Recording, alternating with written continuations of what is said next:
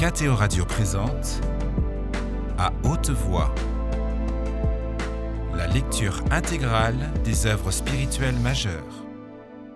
Aujourd'hui, Quo Vadis de Henryk Sienkiewicz.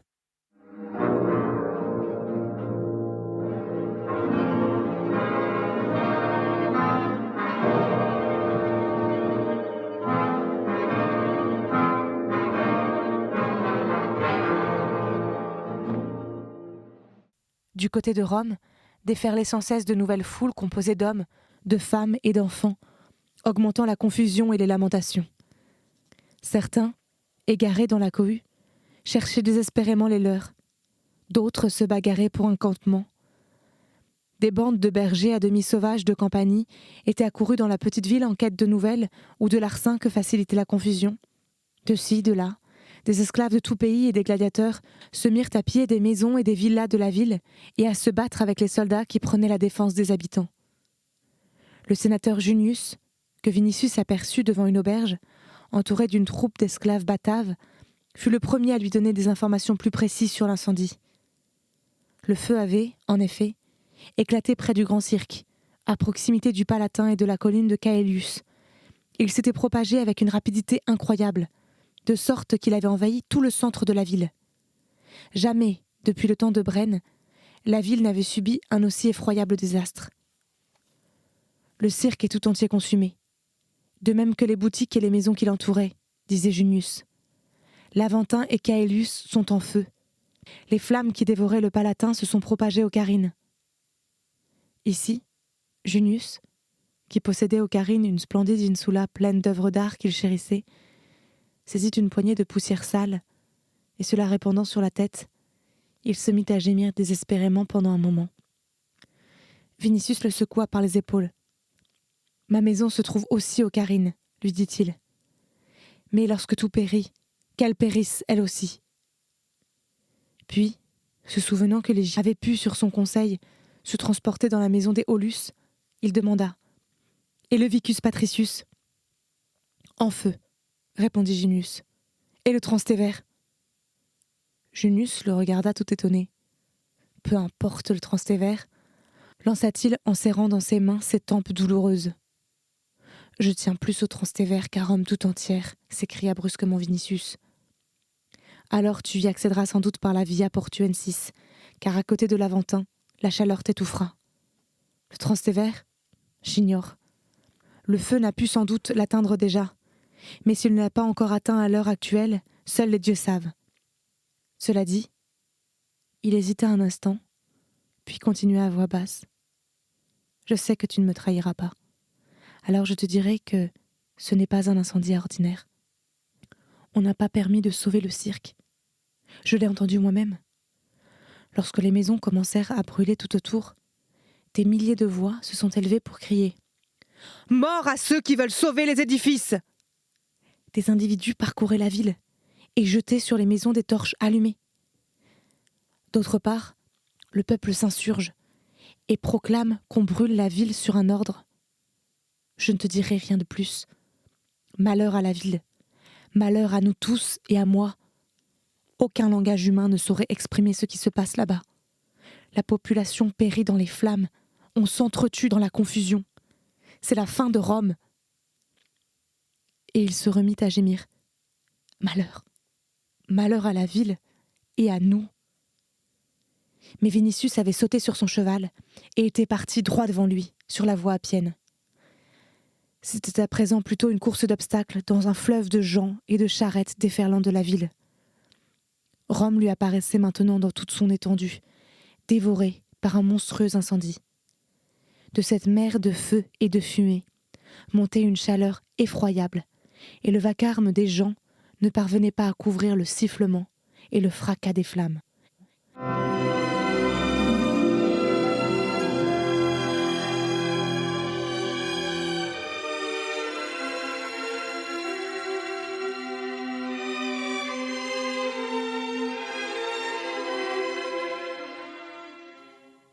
À mesure que Vinicius se rapprochait des murs de la ville, il s'apercevait de plus en plus qu'il avait été plus facile d'atteindre Rome que d'y pénétrer. Par la voie appienne, il était difficile d'avancer à cause de la foule qui déferlait. Les maisons, les champs, les cimetières sur les deux côtés de la voie étaient devenus des lieux de campement. La porte d'entrée du temple de Mars, juste à côté de la Porta Appia, avait été défoncée par la foule, désireuse d'y trouver un refuge pour la nuit.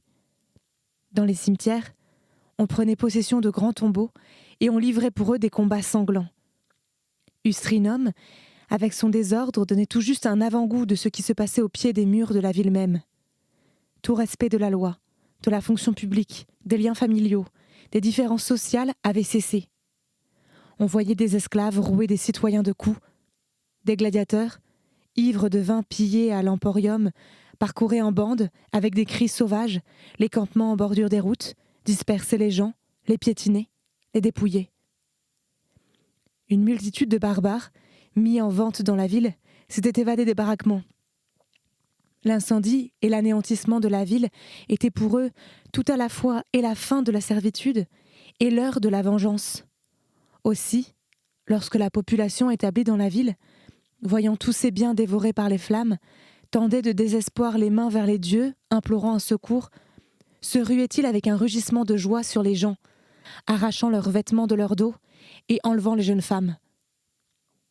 Les esclaves qui servaient depuis longtemps à Rome, les miséreux qui n'avaient rien d'autre sur leur corps qu'un pagne de drap autour des hanches, d'effroyables individus que l'on ne voyait presque jamais le jour dans les rues et dont il était difficile d'imaginer leur existence à Rome, s'étaient joints aux barbares. Cette foule, composée d'Asiatiques, d'Africains, de Grecs, de Thraces, de Germains et de Bretons, hurlant dans toutes les langues de la terre, sauvages et déchaînés, se laissait aller à un débordement frénétique, pensant que le moment était venu de prendre une revanche sur les années de souffrance et de misère. Au milieu de cette foule houleuse, dans la clarté du jour et de l'incendie, scintillaient les casques des prétoriens, sous la protection desquels se mettaient les habitants plus paisibles, et qui, par endroits, devaient frapper sur la racaille en fureur. Vinicius avait vu dans sa vie des villes conquises, mais jamais ses yeux n'avaient regardé un tel spectacle. Où le désespoir, les larmes, la douleur, les gémissements, une joie sauvage, la folie, la rage et les débordements se mêlaient en un chaos infini. Au-dessus de cette cohue démente, ondoyante, grondait l'incendie. La ville la plus grande du monde flambait sur ses collines, envoyant dans la confusion son souffle ardent et recouvrant tout de fumée, au-dessus desquelles on ne voyait plus l'azur du ciel. Au prix d'un effort surhumain, le jeune tribun, risquant à tout instant sa vie, arriva enfin à la Porta Appia. Mais ici, il s'aperçut qu'il ne pourrait, par le quartier de la Porta Capena, pénétrer dans la ville non seulement à cause de la cohue, mais aussi à cause de l'effroyable chaleur dont tout l'air vibrait juste derrière la porte. Au surplus, le pont de la Porta Trigemina, en face du sanctuaire de la bonne déesse, n'existait pas encore et par conséquent, pour franchir le Tibre, il fallait arriver jusqu'au pont à pilotis, c'est-à-dire passer à côté de l'Aventin, par une partie de la ville plongée dans une mer de flammes. C'était tout à fait impossible.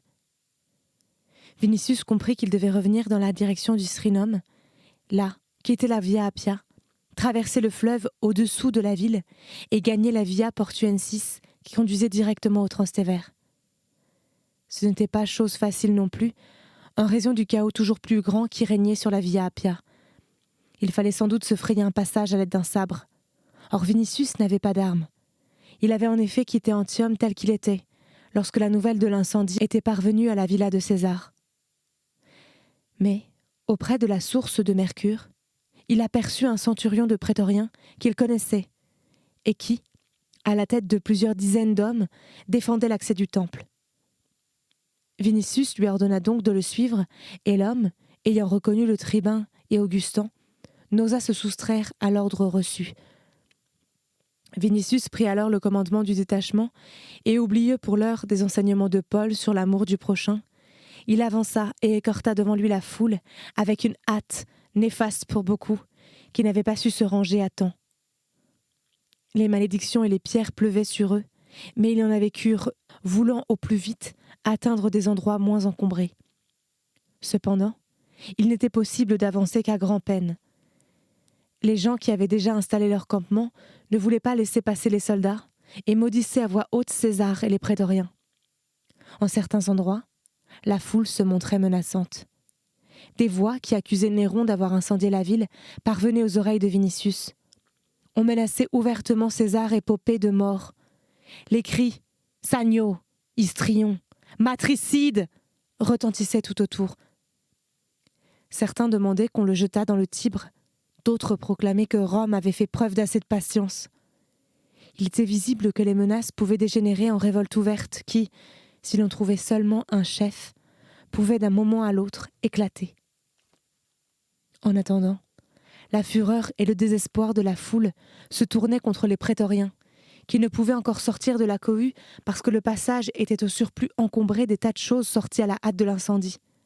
Caisses et tonneaux de nourriture, meubles de quelque valeur, vaisselle, berceaux d'enfants, literies, charrettes et litières. Ça et là, on en vint au cou. Mais les prétoriens eurent vite raison de la foule sans défense. Ayant traversé avec peine les voies latines, numiciennes, ardéennes, laviniennes et ostiennes, contourné des villas, jardins, cimetières et temples, Vinicius finit par atteindre un petit village appelé Vicus Alexandrii, à la sortie duquel il franchit le Tibre. Là, il y avait déjà moins de monde et moins de fumée. Il apprit de fugitifs, il n'en manquait pas non plus, que certaines ruelles du Transtévère avaient été atteintes par l'incendie, mais qu'il ne faisait pas de doute que rien n'échapperait à la puissance du feu, car des individus le propageaient à dessein, et ne permettaient pas de sauver quoi que ce fût, proclamant qu'ils le faisaient sur ordre. Le jeune tribun n'avait plus le moindre doute que c'était bien César qui avait ordonné d'incendier Rome, et la vengeance que les foules réclamaient lui semblait fondée et juste. Qu'eût pu faire de plus Mithridate, ou tout autre ennemi parmi les plus acharnés de Rome ? On avait dépassé la mesure. La folie était devenue trop monstrueuse, et face à elle, la vie humaine, trop insupportable.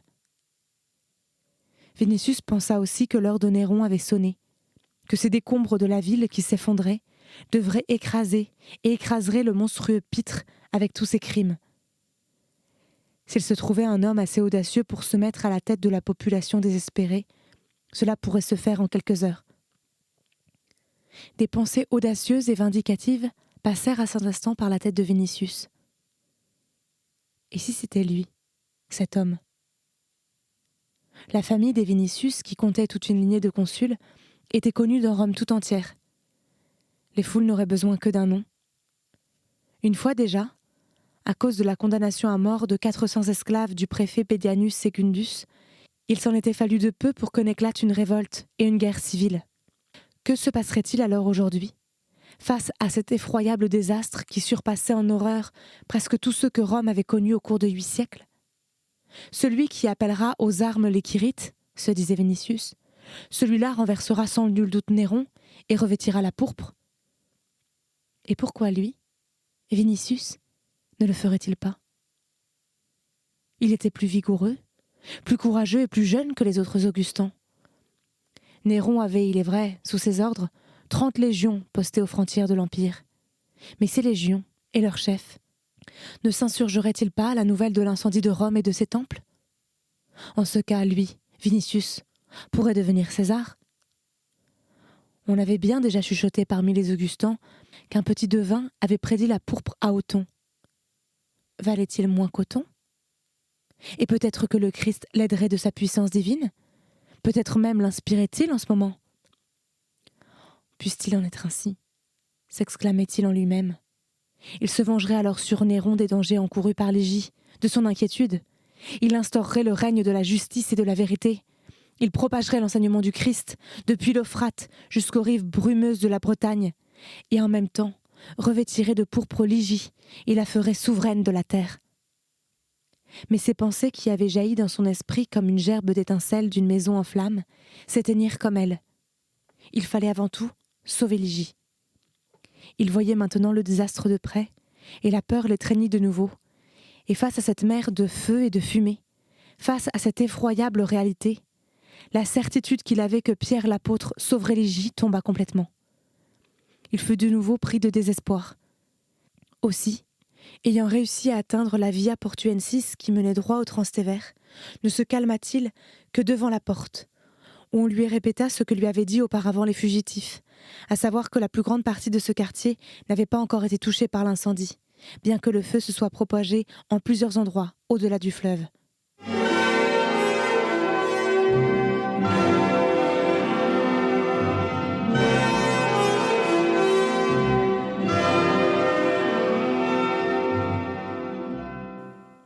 Le Transtévère était néanmoins plein de fumée et de foules qui fuyaient et à travers lesquelles il était encore plus difficile de se frayer un passage parce que les gens, qui avaient eu plus de temps, emportaient et sauvaient plus de choses. La principale artère menant au port était en maints endroits complètement obstruée et près de la naumachie d'Auguste se dressaient des monceaux de choses. Les ruelles plus étroites, où la fumée était plus dense, étaient carrément inaccessibles. Les habitants s'enfuyaient de là par milliers. Vinicius vit sur son chemin des images effarantes. Parfois, 2 fleuves humains déferlant en sens inverse se rencontraient dans un passage étroit et se repoussaient réciproquement en se combattant à mort. Des gens se battaient et se piétinaient les uns les autres. Des familles s'égaraient dans la mêlée, des mères appelaient désespérément leurs enfants. Vinicius était pris d'horreur à la pensée de ce qui devait se passer plus près du feu. Dans ce vacarme et ce tumulte, il était difficile de demander quelque chose ou de comprendre les appels. Parfois arrivaient de l'autre côté du fleuve de nouveaux nuages de fumée noire, et si lourdes qu'ils roulaient juste au-dessus du sol, cachant les maisons, les gens et tous les objets comme le ferait la nuit. Mais le vent provoqué par l'incendie les dispersait, et alors, Vinicius pouvait avancer en direction de la ruelle où se trouvait la maison de Linus. La chaleur de cette journée de juillet, accrue de la chaleur que dégageaient les quartiers en feu, était devenue intenable. La fumée piquait les yeux, on manquait de souffle. Même ceux qui, espérant que le feu ne franchirait pas le fleuve, étaient jusqu'alors restés chez eux, commencèrent à quitter leur maison, et la cohue grossissait d'heure en heure.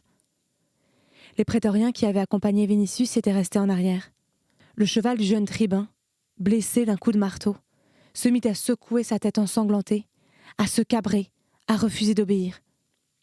On reconnut aussi l'Augustan à sa riche tunique, et aussitôt retentirent tout autour les exclamations « Mort à Néron et à ses incendiaires !»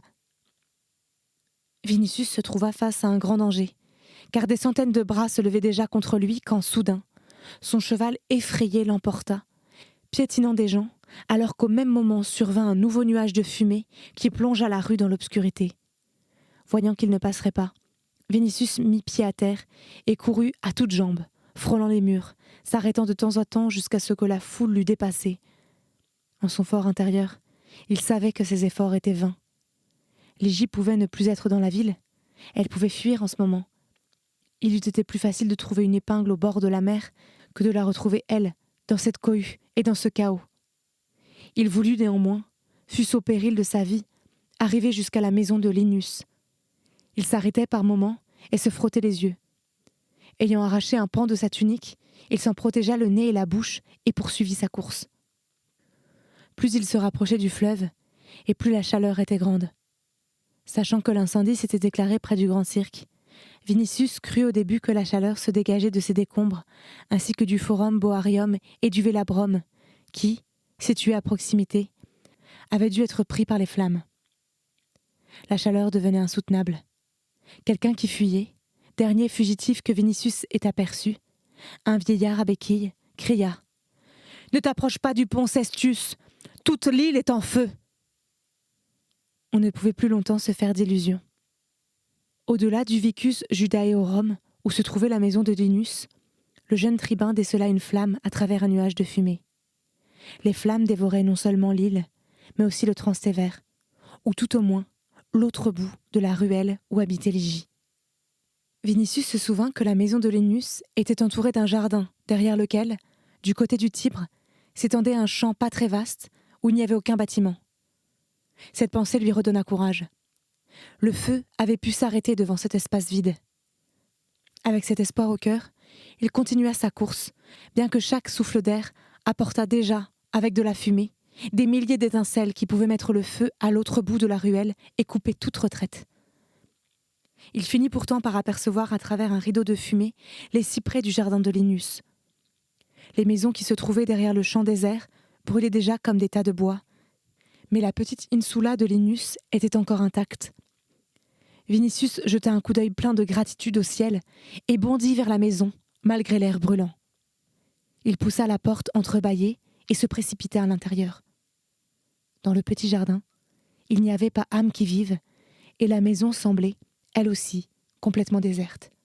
« Ils ont peut-être perdu connaissance à cause de la fumée et de la chaleur », se dit Vinicius, qui se mit à appeler. « Ligie ! Ligie !» Il n'eut aucune réponse. Dans le silence, on entendait seulement le grondement du feu au loin. « Ligie !» Soudain, lui parvint aux oreilles la voix lugubre qu'il avait déjà entendue une première fois dans ce jardin.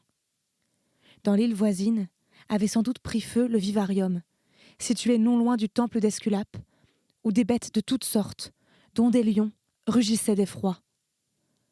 Un frisson le parcourut des pieds à la tête. Voici que, pour la seconde fois, au moment même où toutes ses pensées étaient tournées vers Ligie, ces voix effroyables retentissaient comme un présage de malheur, comme un sinistre augure. Ce fut toutefois une impression passagère, car le fracas de l'incendie, encore plus effroyable que le rugissement des bêtes sauvages, l'obligeait à penser à autre chose.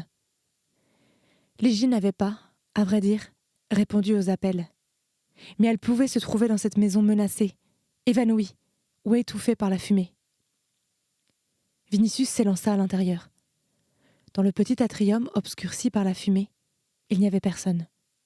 Cherchant à tâtons la porte qui conduisait au cubicule, il aperçut la flamme d'une petite lampe et, s'en approchant, il distingua le lararium, où, au lieu des lards, se dressait une croix au pied de laquelle une veilleuse était allumée. Une idée vint aussitôt à l'esprit du jeune catéchumène. Cette croix lui envoyait cette petite lumière avec laquelle il pourrait rechercher Ligie. Il prit donc la veilleuse et se mit à chercher les cubicules.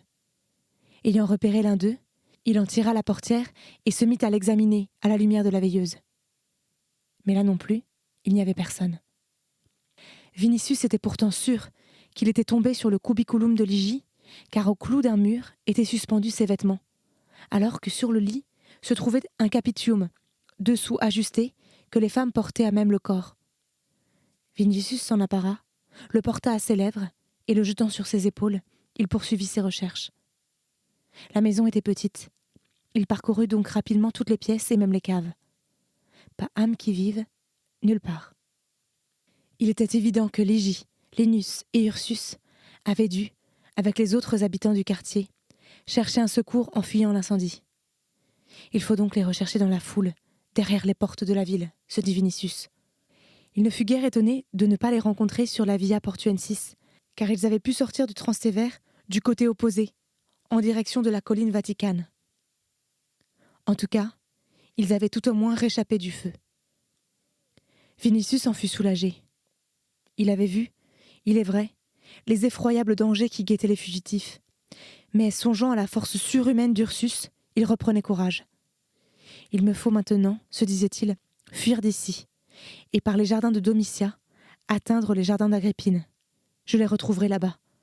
Les fumées n'y sont pas terribles, car le vent souffle des monts Sabins. Il était pourtant grand temps de penser à son propre salut, car la vague de feu se rapprochait de plus en plus, venant de l'île, et des tourbillons de fumée cachaient presque entièrement la ruelle. Un courant d'air avait éteint la veilleuse, dont il s'éclairait dans la maison. S'étant précipité dans la rue, Vinicius courait maintenant à toutes jambes en direction de la Via Portuensis, d'où il était justement venu, et l'incendie semblait le poursuivre de son souffle ardent, tantôt l'enveloppant de nouveaux nuages de fumée, tantôt projetant sur lui des étincelles qui tombaient sur ses cheveux, son cou et son vêtement. Sa tunique commença à roussir par endroits, mais il ne s'en souciait pas et courait toujours de crainte que la fumée ne l'étouffât. Il avait dans la bouche un goût de brûlé et de suie, une sensation de brûlure dans la gorge et les poumons. Le sang lui montait à la tête, au point que par moments il voyait tout en rouge. Les fumées elles-mêmes lui semblaient rouges. Il se disait alors « C'est le feu même. Mieux vaut me jeter à terre et périr. » La course l'épuisait de plus en plus. La sueur ruisselait de sa tête, de son cou et de ses épaules et le brûlait. N'eût été le nom de Ligie qu'il répétait en pensée, et n'eût été son capitium dont il s'était couvert la bouche, il serait tombé. Quelques instants plus tard, Il ne reconnaissait plus la ruelle dans laquelle il courait. Il perdait peu à peu conscience, se souvenant seulement qu'il devait courir car Ligie, que l'apôtre Pierre lui avait promise, l'attendait en rase campagne. Et soudain, il fut saisi de l'étrange certitude, à demi fiévreuse, semblable à une vision d'agonie, qu'il allait la voir, l'épouser, puis qu'il mourrait aussitôt après. Il continua pourtant de courir, comme un homme ivre, titubant d'un côté de la rue à l'autre. Tout à coup, quelque chose changea dans le monstrueux brasier qui englobait l'immense ville.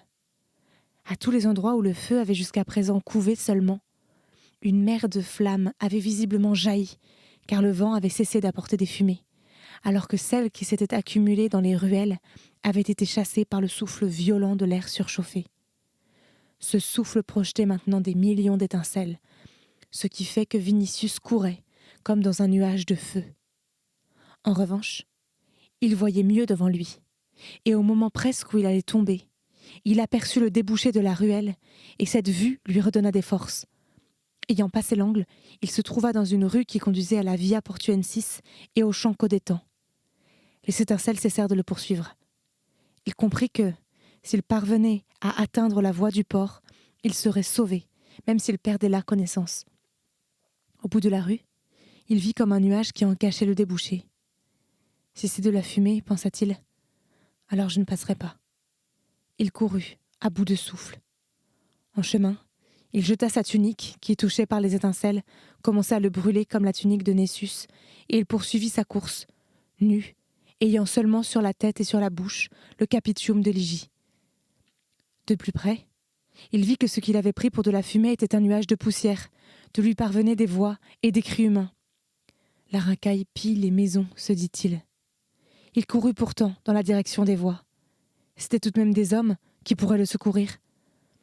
Dans cet espoir, il se mit, avant même d'être arrivé vers eux, à appeler de toutes ses forces au secours.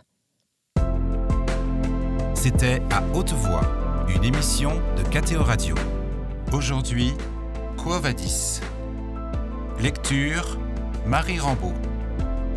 Captation et réalisation, Gustave Schlicht et Thibaut Dagalier. Une émission disponible en podcast sur ktoradio.com ou sur l'application KTO Radio.